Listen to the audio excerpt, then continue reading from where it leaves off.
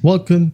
In this video, I'll show you how to disable Crosshair X. Alright, so first up, go ahead and open up Crosshair X, and the first option right here, as you can see, we have here, or I have here my Crosshair X visible.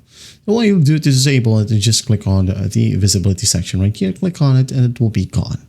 Okay, or you can go ahead and use the toggle keys, just hover over the visibility section. So we have here the toggles, Shift Alt to Z, Shift Alt to Z.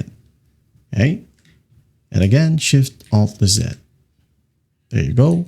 Just press that option until it's gone and you'll be good to go. Now, what if you just want to disable it, okay, upon starting up your computer or booting up your computer?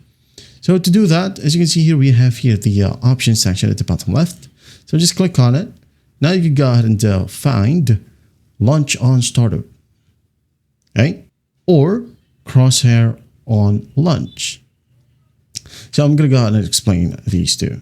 So when you go ahead and disable Crosshair on Launch, Crosshair X right here will still launch on startup, but the global toggle right here by default will be turned off. If you want that option, by any means, go ahead and select or disable Crosshair on Launch.